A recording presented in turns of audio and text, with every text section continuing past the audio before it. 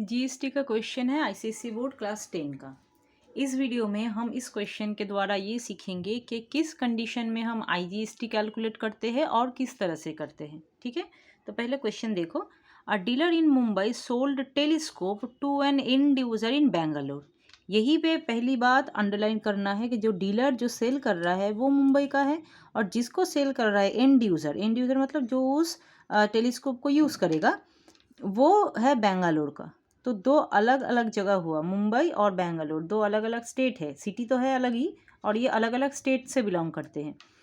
The market price of the telescope 25,000 था और dealer ने 20% ऑफर दिया है, डिस्काउंट दिया है। ठीक है, रेट ऑफ जीएसटी है 28% और आईजीएसटी सीजीएसटी ये सारा का सारा कैलकुलेट करना है और फाइनली टोटल अमाउंट भी कैलकुलेट करना है।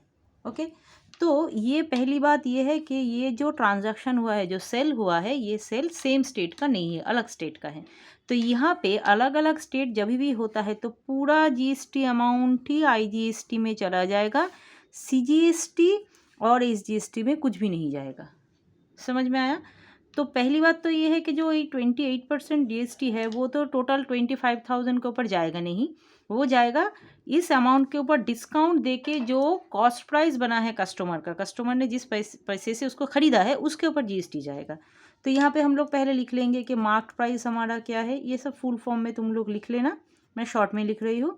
और डिस्काउंट परसेंटेज है 20%। ओके, यहाँ पे डिस्काउंट परसेंटेज, फिर डिस्काउंट अमाउंट कितना होगा, डीए मतलब डिस्काउंट अमाउंट। डिस्काउंट अमाउंट कितना होगा, जो 25,000 रुपीज़ था उसके ऊपर 20%। ठीक है, रुको ज़रा इसको थोड़ा सा शिफ्ट कर लूँ। हाँ, तो ये कटा और ये भी कट गया है, तो यहाँ पे कितना होता है 50 और 00, 5,000 रुपीज़ का डिस्काउंट मिला है। तो फिर कॉस्ट प्राइस कितना बना कस्टमर का, मार्क प्राइस था 25,000 और उसमें से माइनस हो गया कितना 5,000 ना, यहाँ पे मैं 5 लिखती हूँ, 2 लिखना शुरू कर दिया था, 5,000। तो कॉस्ट प्राइस आया 20,000। मतलब जो मार्क प्राइस 25,000 था, 20% डिस्काउंट देने के बाद उस कस्टमर ने इसको 20,000 रुपीज़ से ख़रीदा है। 25,000 का प्राइस था, 20% डिस्काउंट देने के बाद उसको 20,000 में वो टेलीस्कोप मिला। अभी फिर टोटल जीएसटी अमाउंट कितना आएगा, जो टोटल कॉस्ट प्राइस था उसका 20,000, इसके ऊपर 28% जीएसटी होगा।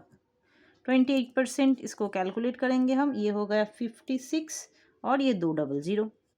ठीक है, इतना अमाउंट हो गया टोटल जीएसटी। अभी यहाँ पे अच्छी तरह से एक चीज़ ध्यान से देखो, क्योंकि ये अलग स्टेट का ट्रांजैक्शन है, तो ये जो टोटल हम लोगों का जीएसटी अमाउंट आया है ये टोटल आईजीएसटी में जाएगा, सीजीएसटी और एसजीएसटी में कुछ नहीं जाएगा। ठीक है, तो इस हिसाब से अगर हम देखेंगे तो हमको यहाँ पे आंसर हमारा मिल चुका है कि आईजीएसटी का अमाउंट कितना होगा, पूरा टोटल ये अमाउंट ही आईजीएसटी का होगा। ठीक है, और यहाँ पे हम क्या करेंगे, एसजीएसटी और सीजीएसटी, एसजीएसटी और सीजीएसटी दोनों ही यहाँ पे क्या हो जाएगा, नल हो जाएगा, क्योंकि दोनों को कुछ नहीं मिलेगा इस ट्रांजैक्शन अमाउंट के ऊपर। ठीक है, फिर फाइनल हमको करना है क्या, टोटल बिल। टोटल बिल मतलब क्या होता है कि कंज्यूमर ने कितने अमाउंट से इसको ख़रीदा है। कंज्यूमर ने तो प्रोडक्ट के लिए 20,000 रुपीज़ दिया है, मतलब ये तो उसका कॉस्ट प्राइस है, और गवर्नमेंट को उसने जीएसटी दिया है 5,600, तो टोटल हो गया 25,600। तो ये हो गया total bill. I think the concept is clear for IGST. अगर है तो कमेंट में लिखो।